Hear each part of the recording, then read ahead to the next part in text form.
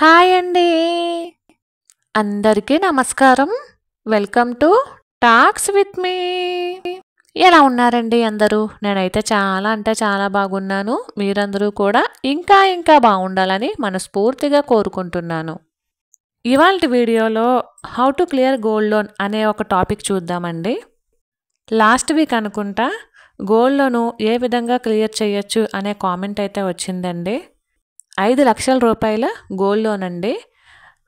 Gold లోను మన దగ్గర money ఉన్నప్పుడు పే చేయడం బెస్టా, లేదంటే పర్సనల్ లోన్ తీసుకుని గోల్డ్ లోన్ అనేది క్లియర్ చేయడం బెస్టా అనేసి ఒక కామెంట్ అయితే వచ్చిందండి. 5 లక్షల రూపాయలు గోల్డ్ లోను, అలానే పర్సనల్ లోన్ తీసుకొని గోల్డ్ లోన్ క్లియర్ చేయొచ్చా? శాలరీ వచ్చేసి 25,000 అండి నెలకి. మీరందరూ అడిగే ప్రతి కామెంట్కి కూడా వీడియో చేయడానికే ట్రై చేస్తానండి. కాకపోతే కొంచెం టైం పడుతుంది. ఎవరూ కూడా ఏమీ అనుకోవద్దు. ఎందుకంటే కనీసం ఒక వారం రోజులు లేదా 5-6 రోజులకైనా సరే వీడియోస్ ముందే షెడ్యూల్ చేసి ఉంటాయండి. దానివలన మీరు అడిగిన వెంటనే కానీ, మీరు కామెంట్ చేసిన వారానికి కానీ వీడియో అయితే పెట్టలేకపోతున్నానండి. కాబట్టి కొంచెం లేట్ అయినా సరే మీరు అడిగిన ప్రతి కామెంట్కి కూడా వీడియో చేయడానికే ట్రై చేస్తాను.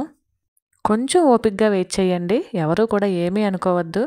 సరే, ఇకైతే మన టాపిక్లోకి వెళ్ళిపోదాము. కొత్త ఉదయంలో సరికొత్త ఆశలతో మరొక రోజులోకి మనందరికీ స్వాగతం అండి. ఇక మనమైతే మన టాపిక్లోకి అయితే వెళ్ళిపోదాము. దానికంటే ముందు ఈ ఛానల్ని ఎవరైనా ఫస్ట్ టైం చూస్తున్నట్లయితే సబ్స్క్రైబ్ చేసుకుని సపోర్ట్ చేయండి. అలాగే ఒక చిన్న లైక్ ఇచ్చి వీడియోని మరింత ముందుకు తీసుకెళ్ళండి. వీడియోపై మీ అభిప్రాయాన్ని నాకు కామెంట్ సెక్షన్లో తెలియజేయండి. వీడియోస్ బాగుండి మీ అందరికీ నచ్చుతున్నాయి అని చెప్పేసి అనుకుంటే, నిజంగా ఈ వీడియోస్ ఎవరికైతే అవసరం ఉన్నాయి అని చెప్పేసి మీరు భావిస్తే వాళ్ళకి షేర్ కూడా చేయండి. ఇక ఆలస్యం కాకుండా మన టాపిక్లోకి వెళ్ళిపోదాము. అందరికీ కూడా చిన్న చితక గోల్డ్ లోన్స్ అనేవి ఈ రోజుల్లో కామన్గానే ఉంటున్నాయండి. అది ఎవరి అవసరాలు బట్టి వాళ్ళు గోల్డ్ లోన్ అనేది పెట్టుకుంటూ ఉన్నారు. ఎందుకంటే నేను రీసెంట్గా ఊరు వెళ్ళినప్పుడు గోల్డ్ విడిపించాను అని చెప్పేసి అన్నాను కదండి. నాకు ఆ రోజు అర్థమైంది, గోల్డ్ చాలామంది అయితే బ్యాంకులో పెడుతున్నారండి. నిజానికి గోల్డ్ ఉన్న వాళ్ళందరూ కూడా ఎంతో కొంత అండి, అది 5 గ్రాముల 10 గ్రాముల అనేది ఏమీ కాకుండా గోల్డ్ ఉన్నవాళ్ళు చక్కగా బ్యాంకులో లోన్ అయితే పెట్టుకుని వారి అవసరాలకి వాడుకుంటూ ఉన్నారండి గోల్డ్ని అయితేని. నిజంగా గోల్డ్ ఈ విధంగా చాలామందిని ఆదుకుంటుంది. కాబట్టి మనీ ఉన్నప్పుడు కాస్తో కూస్తో గోల్డ్ కొని పెట్టుకొని ఉంచుకోవచ్చు అనేది నా అభిప్రాయము. ఇక మన 5 లక్షల గోల్డ్ లోన్ ఏ విధంగా క్లియర్ చేయొచ్చో ఒకసారి చూసేద్దామండి. ఫస్ట్ అయితే ఆదాయము, మన శాలరీ. మీరు చెప్పిన దాని ప్రకారము 25,000 మీ శాలరీ అని చెప్పేసి అన్నారండి. అలానే గోల్డ్ లోన్ వచ్చేసి 5 లక్షలు అని చెప్పేసి అన్నారు. అలానే గోల్డ్ లోన్ అనేది మనీ ఉన్నప్పుడు కట్టడం బెస్టా, లేదా పర్సనల్ లోన్ తీసుకుని గోల్డ్ లోను క్లియర్ చేయొచ్చా అని అడిగారండి. గోల్డ్ లోన్ అనేది మనీ ఉన్నప్పుడు మనం తిరిగి మనీని కట్టేసి గోల్డ్ విడిపించుకోవచ్చు, లేదా పర్సనల్ లోన్ కూడా తీసుకుని మనం గోల్డ్ అయితే విడిపించుకోవచ్చండి. అసలు ఏది బెస్ట్ అనేది ఒకసారి చూద్దామండి. ఏది బెస్ట్ అనేది ఒకసారి పక్కన పెడితే, గోల్డ్ లోన్ అనేది 5 లక్షలకు తీసుకున్నారు కాబట్టి దీనికి వడ్డీ తక్కువలో తక్కువ, అంటే బ్యాంకులో పెట్టాను అన్నారు కాబట్టి గవర్నమెంట్ బ్యాంక్ అయితే కనుక నాకు తెలిసి 75 పైసల నుంచి 80 పైసలు లేదా 95 పైసలు లోపే ఉంటుంది. కాబట్టి 5 లక్షలకి గోల్డ్ లోన్ వచ్చేసి నాకు తెలిసి నేను 75 పైసలు యావరేజ్ లెక్కేస్తున్నానండి. సంవత్సరానికి వచ్చేసి 45,000 అయితే అవుతుంది. ఇంచుమించు ప్రతి నెల కూడా మనం 3,750 రూపాయలు అయితే వడ్డీ కట్టాల్సి వస్తుంది. ప్రతి నెల కూడా కట్టనవసరం లేదండి. 6 నెలలకు ఒకసారి కట్టుకోవచ్చు. లేదంటే రెవెన్యూలు చేసుకునేటప్పుడు, అంటే మనం గోల్డ్ బ్యాంకులో పెట్టుకున్నప్పుడు ప్రతి సంవత్సరము కూడా రెవెన్యూలు చేస్తూ ఉంటారు కదా.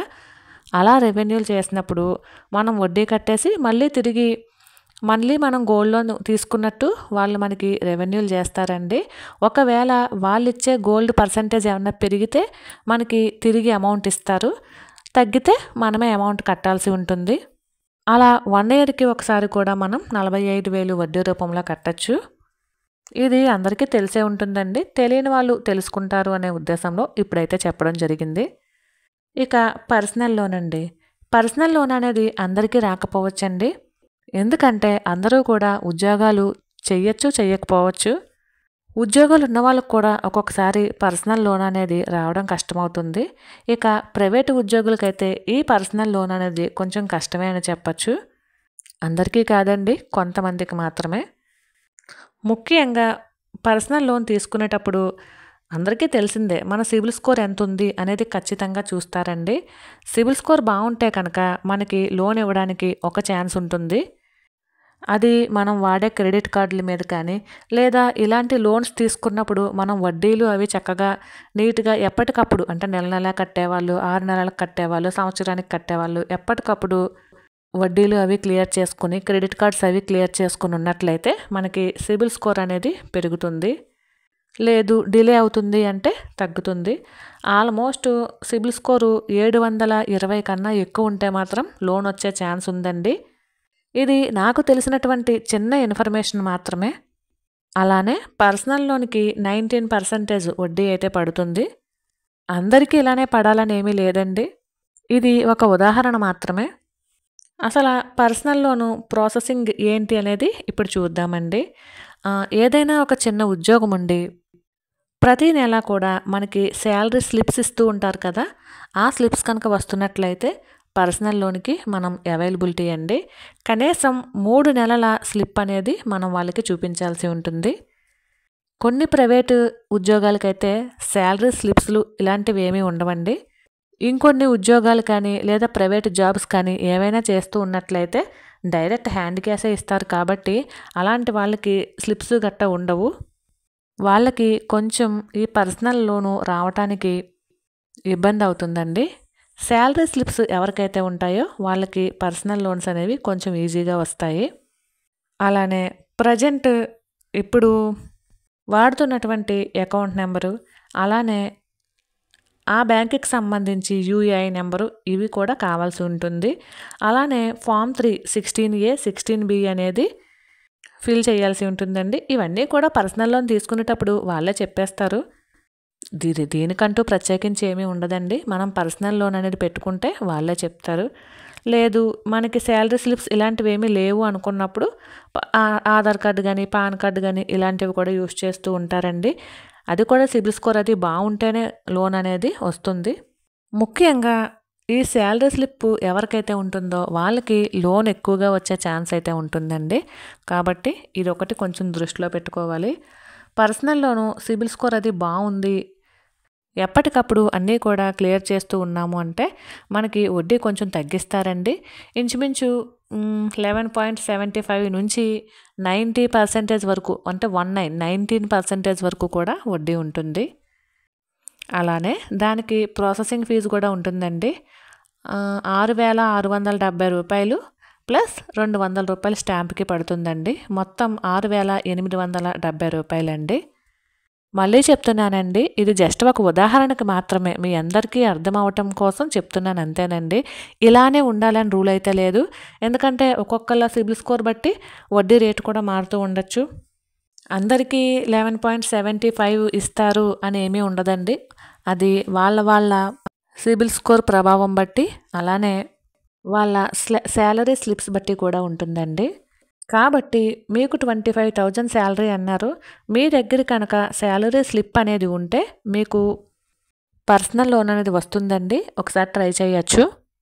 లేదు మాది ప్రైవేట్ జాబు, మాకు ఇలా శాలరీ స్లిప్ ఇలాంటివి ఏమీ ఉండదు అని చెప్పేసి అనుకుంటే మాత్రం అసలు ప్రాసెస్ ఏంటి అనేది మీరు ఒకసారి బ్యాంకుకి వెళ్ళి కనుక్కోండి. ఎందుకంటే నాకు అంత ఐడియా లేదు, నాకు తెలిసినంత వరకు మాత్రమే నేను చెప్పగలుగుతున్నాను. ఇక మనం వచ్చేసి 5 లక్షల లోన్ అనుకుందామండి. అంటే గోల్డ్ లోను 5 లక్షలు కాబట్టి పర్సనల్ లోన్ కూడా 5 లక్షలే తీసుకుందాము అనుకుందాము. అలానే ప్రాసెసింగ్ ఫీజు వచ్చేసి ఆల్రెడీ ఇందాక అనుకున్నాం కదండి, 6,870 రూపాయలు అవుతుందని. మనకి ఇచ్చే ఈ లోన్ నుంచి ఈ అమౌంట్ అయితే కట్ చేసుకుంటారు. లేదా మనం ఈ అమౌంట్ పే చేసేస్తే 5 లక్షల లోను కూడా మనకైతే ఇస్తారండి. ఒకవేళ ఈ అమౌంట్ కట్ చేసుకుని ఇచ్చినట్లయితే మనకి 4,93,130 రూపాయలు అయితే ఉంటుంది. అలాగే ఇప్పుడు తీసుకున్నటువంటి ఈ పర్సనల్ లోన్కి ఈఎంఐ తక్కువలో తక్కువ 3 సంవత్సరాలు చూద్దామండి. 3 సంవత్సరాలు అంటే 36 నెలలు కదా, నెలకి 19,800 కట్టాల్సి ఉంటుంది. 19,800 ఇంటూ 36 అంటే మనం తక్కువలో తక్కువ వడ్డీతో కలిపి 6,12,000 అయితే కట్టాల్సి ఉంటుందండి. ఇక్కడ మన పర్సనల్ లోన్ మీద ఇంట్రెస్ట్ వచ్చేసి 1,12,000 అయితే పడుతుంది. ఇది జస్ట్ ఉదాహరణనండి, ఓన్లీ ఎగ్జాంపుల్ మాత్రమే. ఇలానే పడాలి, ఇలానే పడుతుంది అని ఏమీ లేదు. ఇక మన గోల్డ్ లోన్ వచ్చేసి 5 లక్షలు కదండి. మనకి గోల్డ్ లోను వడ్డీ వచ్చేసి 75 పైసలు అని చెప్పేసి ఇందాక ఉదాహరణకు అనుకున్నాం కదా. దాని ఇంట్రెస్ట్ వచ్చేసి 1 ఇయర్కి మనకి 45,000 అయితే అవుతుందండి. అప్పుడు ఇదే 3 సంవత్సరాలకి వడ్డీ ఎంత అవుతుందంటే 3 ఇంటూ 45,000 అంటే 1,35,000 అవుతుందండి. దేనికండి? ఇందాక మనం 5 లక్షల గోల్డ్ లోన్ మాట్లాడుకున్నాం కదా, దానికనమాట. అప్పుడు ఇలా పర్సనల్ లోన్ తీసుకుని ఇలాగ మనం గోల్డ్ లోన్ క్లియర్ చేయొచ్చండి. అప్పుడు మనకి ఎంత బెనిఫిట్ వస్తుందండి? మహా అయితే ఒక ఇంచుమించు ఒక 13,000 14,000 తేడా వస్తుంది పర్సనల్ లోన్ తీసుకుని గోల్డ్ లోన్ క్లియర్ చేస్తే. కానీ శాలరీ వచ్చేసి 25,000 అయినప్పుడు 19,800 మనం ప్రతీ నెల కట్టాల్సి ఉంటుందండి. ఇది కూడా దృష్టిలో పెట్టుకోవాలి.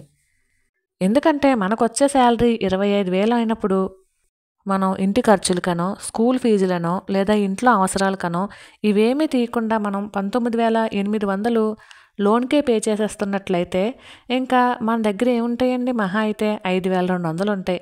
ఈ 5,200తో నెలంతా మనకి సరిపోతుందా లేదా అనేది ఒకసారి ఆలోచించుకోవాలండి. సరిపోతుంది, సరిపెట్టుకోగలము అనుకుంటే మీరు పర్సనల్ లోన్ తీసుకుని చక్కగా ఇలాగా ప్రతి నెల 19,800 ఈఎంఐ కట్టుకుంటూ కూడా మీరు గోల్డ్ లోన్ అయితే క్లియర్ చేసుకోవచ్చు. ఇలా క్లియర్ చేయడం వలన తక్కువలో తక్కువ 1,35,000 నుండి 1,12,000 తీసేస్తే 23,000 అయితే మిగులుతుందండి. కానీ ప్రతి నెల కూడా 19,800 అయితే కట్టాల్సి ఉంటుంది. లేదా దీన్ని పెంచుకుని 5 సంవత్సరాలకు కూడా మీరైతే పర్సనల్ లోన్ అనేది పెట్టుకుని గోల్డ్ లోన్ క్లియర్ చేసుకోవచ్చండి. అలాగా గోల్డ్ లోన్ క్లియర్ చేద్దామన్నా సరే ఆల్మోస్ట్ ఒక 15,000 14,000 ఈజీగా మనం ప్రతి నెల కట్టాల్సి ఉంటుంది. దానికన్నా కూడా మీరు ప్రతి నెల ఒక 10,000 సేవ్ చేసుకుని చీటీ కనుక వేసుకున్నట్లయితే 10 నెలలకి 1,00,000 రూపాయలు అయితే వస్తుంది కదండి. ఈలోపు మీరు ఏం చేయాలంటే ప్రతి నెల వడ్డీ 3,750 రూపాయలు కట్టేసుకున్నారనుకోండి. లేదు అసలు ప్లస్ వడ్డీ ఒకేసారి కడదాము అనుకున్నప్పుడు 10 నెలలకి మనకి చీటీ అయిపోతుంది కదండి. 1,00,000 రూపాయలు ఉంటుంది. 1,00,000 రూపాయలు ప్లస్ ఇంకా ఇంట్లో ఏదో విధంగా సేవ్ చేసి 45,000 వడ్డీ పట్టుకుని వెళ్ళి మనం కనుక ఆ 10 నెలల్లో 1,00,000 రూపాయలు అలానే 45,000 వడ్డీ కట్టేస్తే మనకి రెండో సంవత్సరం వచ్చేసరికి 4,00,000 ఉంటుందండి. అప్పుడు 4,00,000కి వడ్డీ ఉంటుంది. అప్పుడు మళ్ళీ తర్వాత రెండో సంవత్సరంలో మళ్ళీ ఇంకొక చీటీ వేసుకుంటే రెండో సంవత్సరంలో కూడా మళ్ళీ 1,00,000 రూపాయలు అలానే వడ్డీ కట్టేయగలిగితే ఇక తర్వాత 3,00,000 ప్లస్ వడ్డీ మాత్రమే ఉంటుంది. మీకు ఏ నగ అయితే ఎక్కువ అవసరమో ఆ నగని విడిపించుకోవడానికి ఫస్ట్ అయితే ట్రై చేయండి. ఇదొక చిన్న సలహా మాత్రమేనండి. లేదు అన్నీ ఒకేసారి విడిపించుకుంటాము, పర్సనల్ లోన్ మాకు 19,800 అయినా పర్వాలేదు, మాకు బయట నుంచి వేరే ఆదాయం ఉంది అనుకున్నప్పుడు మీరు ఖచ్చితంగా పర్సనల్ లోన్కి అయితే తీసుకుని చక్కగా గోల్డ్ లోను క్లియర్ చేసుకోవచ్చండి. మరి మీకు అర్థమయ్యేటట్టే చెప్పాను అనుకుంటున్నాను. మరైతే ఇదేనండి ఇవాల్టి వీడియో. ఈ వీడియో కనుక మీ అందరికీ నచ్చినట్లయితే please like, share and subscribe. మరైతే ఉంటానండి. మరొక వీడియోతో మళ్ళీ కలుసుకుంటాను. అంతవరకు ఉంటాను. బాయ్.